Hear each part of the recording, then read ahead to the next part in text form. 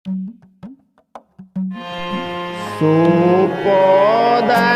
सुरभि सर्पी सुंदर स्वादु पुनीत छनिमहु सबके परुषि गे चतुर सुहार विनीत। बारात के भोजन के समय पत्तल परोसकर चतुर और विनीत रसोइये सुंदर स्वादिष्ट और पवित्र दाल भात और सुगंधित घी क्षण भर में सबके सामने परस गए। पंच कंवल करि जेवनि लागे गारी गाने सुने अति अनुरागे बाती अनेक करे पकवाने सुधा सरे से नहीं जाए बखाने। सब लोग पंचकोल करके अर्थात प्राणायाम स्वाहा अपानाय स्वाहा व्यानाय स्वाहा उदानाय स्वाहा समानाय स्वाहा इन मंत्रों का उच्चारण करते हुए पहले 5 गिलास लेकर भोजन करने लगे। गाली का गाना सुनकर वे अत्यंत प्रेम मग्न हो गए। अनेकों तरह के अमृत के समान स्वादिष्ट पकवान परसे गए जिनका बखान नहीं हो सकता। परुसनि लगे सुहारे सुजाना व्यंजन विविध नाम को जाना। चारि भांति भोजन विधि गाई एक एक विधि बरनी न जाई। चतुर रसोइये नाना प्रकार के व्यंजन परसने लगे। उनका नाम कौन जानता है? 4 प्रकार के चरवे चौस्य लेहा पे अर्थात चबाकर चूसकर चाटकर पीकर खाने योग्य भोजन की विधि कही गई है। उनमें से एक एक विधि के इतने पदार्थ बने थे कि जिनका वर्णन नहीं किया जा सकता। क्षरस्य रुचिर व्यंजन बहुता जाति एक एक रस अगिनत भांति। जेवत देहि मधुर ध्वनि गारी ले ले नाम पुरुष अरुनारी। 6 रसों के बहुत तरह के सुंदर स्वादिष्ट व्यंजन हैं। एक एक करके अगिनत प्रकार के बने हैं। भोजन करते समय पुरुष और स्त्रियों के नाम ले लेकर स्त्रियां मधुर ध्वनि से गाली दे रही हैं। समय सुहावनी गारी विराजा सती राव सुनि सहित समाजा। एहि विधि सवै भोजनु कीना आदर सहित आचमनु दीना। समय की सुहावनी गाली शोभित हो रही हैं। उसे सुनकर समाज सहित राजा दशरथ जी हंस रहे हैं। इस रीति से सभी ने भोजन किया और तब सबको आदर सहित आचमन हाथ मुंह धोने के लिए जल दिया गया। दे पानी पूजे जनक दशरथ सहित समाज। जनवासे ही गविने मोदित सकल भूप सिर ताज। फिर पान लेकर जनक जी ने समाज सहित दशरथ जी का पूजन किया। सब राजाओं के सिरमौर चक्रवर्ती दशरथ जी प्रसन्न होकर जनवासी को चले। नित्य नूतन मंगल पुर माही, निमिष सरे से दिन जामनी जाई। बड़े बोर भूपति मनि जागे, जाचक गुण गण गावन लागे। जनकपुर में नित्य नए मंगल हो रहे हैं। दिन और रात पल के समान बीत जाते हैं। बड़े सवेरे राजाओं के मुकुटमणि दशरथ जी जागे। याचक उनके गुण समूह का गान करने लगे। देखे कुंवर वर वधून समेता, किमी कहे जाते मोदो मन जेता। प्रात क्रिया करके गुरु पाई, महापेर मोदो प्रेम मनि माही। चारों कुमारों को सुंदर वधुओं सहित देखकर उनके मन में जितना आनंद है वह किस प्रकार कहा जा सकता है। वह प्रातः क्रिया करके गुरु वशिष्ठ के पास गए। उनके मन में महान आनंद और प्रेम भरा है। करे फेरे नामों पूजा करी जोरी, बोले गिरा अमो जनु बोरी।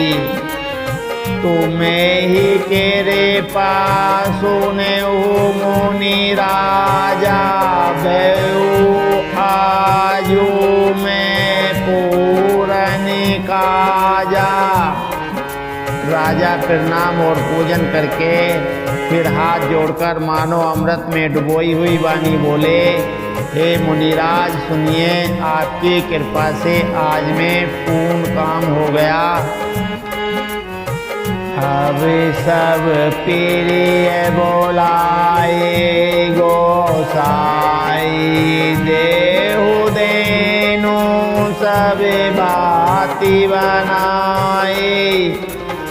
सोने गोरे करे महिपाल लड़ाए, पुनि पठे मुनि वृंद बोलाई। हे स्वामिन, अब सब ब्राह्मणों को बुलाकर उनको सब तरह गहनों कपड़ों से सजी हुई गाय दीजिए। यह सुनकर गुरुजी ने राजा की बड़ाई करके फिर मुनियों को बुलावा भेजा। वाम देव अरुदेव ऋषि, वाल्मीकि जावाले। आए मुनिवर निकरे तवे कोशिका दे तपसाले। तब वामदेव, देव ऋषि नारद, वाल्मीकि, जावाले और विश्वामित्र आदि तपस्वी श्रेष्ठ मुनियों के समूह आए। दंड प्रणाम सब ही निरप कीने, पूजी से प्रेम बरासन दीने। चारि लक्ष्य वर देनु मंगाए, काम सुर भी समशील सुहाए। राजा ने सबको दंडवत प्रणाम किया और प्रेम सहित पूजन करके उन्हें उत्तम आसन दिए। 4 लाख उत्तम गाय मंगवाई जो कामधेनु के समान अच्छे स्वभाव वाली और सुहावनी थी। सब विधि सकल अलंकृत कीनी मोदित महीप मही देविन दीनी करत विनय बहुविधि नर नाहु ले आजो जग जीवन लाहू। उन सबको सब प्रकार से गहने कपड़ों से सजाकर राजा ने प्रसन्न होकर भूदेव ब्राह्मणों को दिया। राजा बहुत तरह से विनती कर रहे हैं कि जगत में मैंने आज ही जीने का लाभ पाया है। पाई आशीष महेशु आनंदा लिए बोले पुनि जाचक वृंदा कनक बसन मणि है गए इस अंदन दिए बोझी रुचि रवि कुल नंदन। ब्राह्मणों से आशीर्वाद पाकर राजा आनंदित हुए। फिर याचकों के समूह को बुलावा दिया और सबको उनकी रुचि पूछकर सोना वस्त्र मणि घोड़ा हाथी और रथ जिसने जो चाहा सो सूर्य कल को आनंदित करने वाले दशरथ जी ने दिए। चले पढ़ते गावते गुण गाथा जय जय जय दिन करे कुल नासा।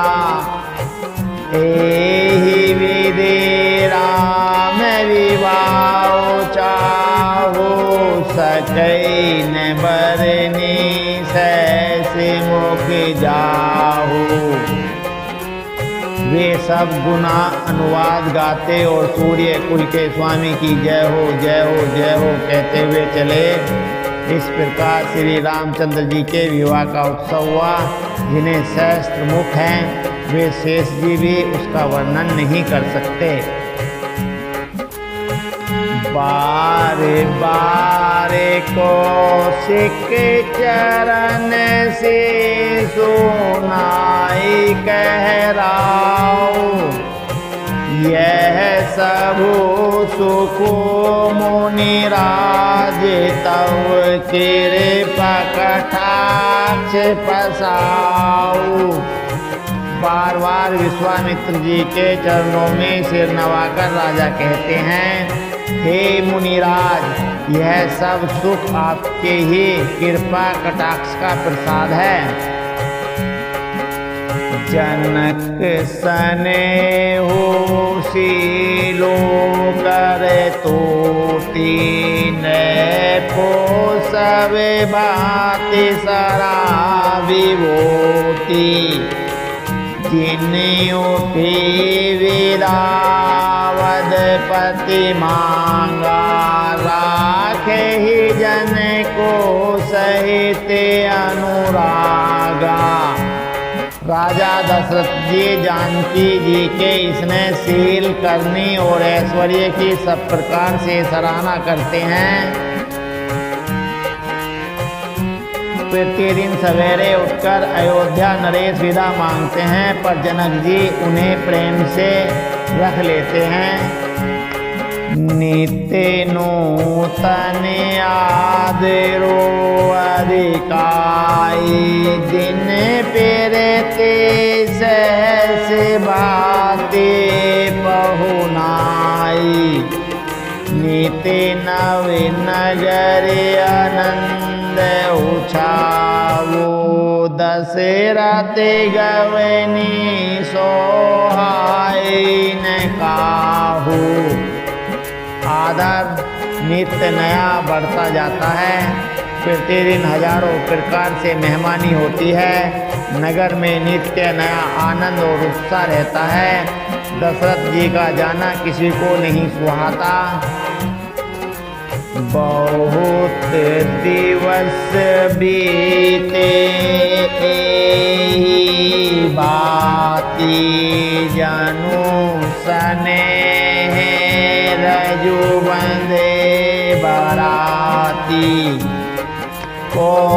कौशिक सतानंद तब जाए काविदे निरपै समुझाई।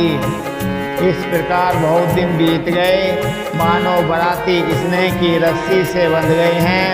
तब विश्वामित्र और सतानंद जी ने जाकर राजा जनक को समझाकर कहा,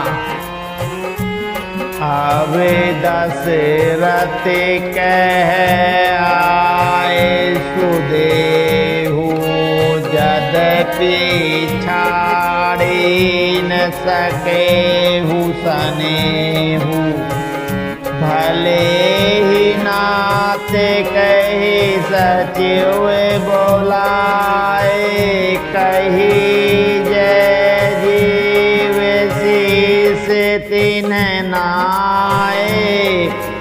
यद्यपि आप स्नेहवश उन्हें नहीं छोड़ सकते, तो भी अब दशरथ जी को आज्ञा दीजिए। हे नाथ, बहुत अच्छा कहकर जनक जी ने मंत्रियों को बुलवाया। वे आए और जय जीव कहकर उन्होंने मस्तक नवाया। अवधिनाथु चाहते चलन भीतर करहु जनाऊ, बहे प्रेमी बस सचिव सुनी विप्र सभा सदिराऊ। जनक जी ने कहा, अयोध्या नाथ चलना चाहते हैं, भीतर निवास में खबर कर दो। यह सुनकर मंत्री, ब्राह्मण, सभासद और राजा जनक भी प्रेम के वश हो गए। पूरे वासी सुनी चले ही बाराता, बोझत विकल परस परिबाता। सत्य गवनो सुनी सब बिल खाने, माने हो सांझ सर सिच सकुचाने। जनकपुर वासियों ने सुना कि बारात जाएगी, तब वे व्याकुल होकर एक दूसरे से बात पूछने लगे। जाना सत्य है, यह सुनकर सब ऐसे उदास हो गए, मानो संध्या के समय कमल सकुचा गए हों। जह जह आवत बसे बाराती, तह तह सिद्ध चला बहु भांति। विविध भांति सेवा पकवाना, भोजन साजो ने जाए बखाना। आते समय जहाँ जहाँ बाराती ठहरे थे, वहाँ वहाँ बहुत प्रकार का सीधा रसोइयों का सामान भेजा गया। अनेकों प्रकार के मेवे, पकवान, भोजन की सामग्री जो बखानी नहीं जा सकती। भरी भरी बस है अपार कहारा, पठई जनक अनेक सुतारा। तुरग लाख रथ सहस पचीसा, सकल समारे नख अरुसीसा। अनगिनत बेलों और पहाड़ों पर भर भर कर लाद कर भेजी गई। साथ ही जनक जी ने अनेकों सुंदर पलंग भेजी। 1,00,000 घोड़े और 25,000 रथ, सब नख से शिखा तक, ऊपर से नीचे तक सजाए हुए। मत सहसे 10 सिंदूर साजे, जिन्हीं देखे ऋषि कुंजरी लाजे। कनक बसनी मणि भरी भरी जाना, मही ऋषि धेनु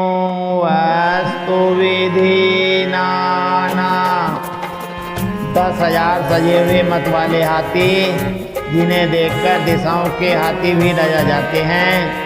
गाड़ियों में भर भर सोना, वस्त्र और रत्न, जवाहरात और भैंस, गाय तथा और भी नाना प्रकार की चीजें दी। दाएं अमित ने सकहु कही दीन विदय बहोरी, जो अविलोकते लोकपति लोक संपदा थोरी। इस प्रकार जनक जी ने फिर से अपरिमित दहेज दिया, जो कहा नहीं जा सकता और जिसे देखकर लोकपालों के लोगों की संपदा भी थोड़ी जान पड़ती थी। सबो समाजो यही बाती बनाई, जनक अवधपुर दीन पठाई। चलहि बारात सुनते सवेरानी, बिकल मीन गन जनु लघु पानी। इस प्रकार सब सामान सजाकर राजा जनक ने अयोध्यापुरी को भेज दिया। बारात चलेगी है सुनते ही सब रानियां ऐसी विकल हो गईं, मानो थोड़े जल में मछलियां झटपटा रही हो। पूनी पूनी सिए गोद कर ले दे, अशेष सिखावन देहि। होई संतत पिए पियारे, चिरोहि बात अशेष हमारी। वे बार बार सीता जी को गोद कर लेती हैं और आशीर्वाद देकर सिखावन देती हैं। तुम सदा अपने पति की प्यारी हो, तुम्हारा सुहाग अचल हो, हमारी यही आशीष है। सासु ससुर गुर सेवा करे हो, पति रुख लखी आय सु अनुसरे हो। अति स्नेह बस सके श्यानी, नारी धर्म सिखवहि मृदु बानी। सास ससुर और गुरु की सेवा करना, पति का रुख देखकर उनकी आज्ञा का पालन करना। श्यानी सखिया अत्यंत स्नेह के वश कोमल वाणी से स्त्रियों के धर्म सिखलाती हैं।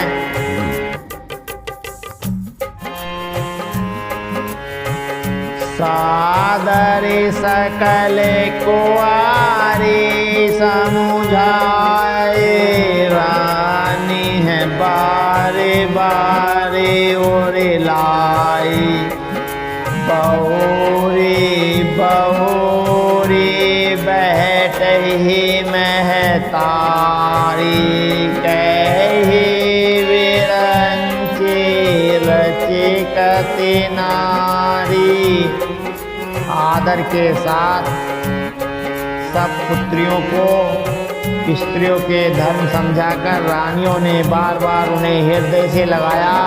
माताएं फिर बैठती और कहती हैं कि ब्रह्मा ने स्त्री जाति को क्यों रचा। ते ही अवसर भई ने सहित रामो भानु कुल के तो, चले जनक मंदिर मोदित विदा करावन हेतु। उस इसी समय सूर्य वंश के पताका स्वरूप श्री रामचंद्र जी भाइयों सहित प्रसन्न होकर विदा कराने के लिए जनक जी के महल को चले। चारों भाई सुभाए सुहाए नगर नारी नर देखन धाए। को कहे चलन चैते है आजू कीन विदे विदा कर साजू। स्वभाव से ही सुंदर चारों भाइयों को देखने के लिए नगर के स्त्री पुरुष दौड़े। कोई कहता है आज ये जाना चाहते हैं। विधेय ने विदाई का सब सामान तैयार कर लिया है।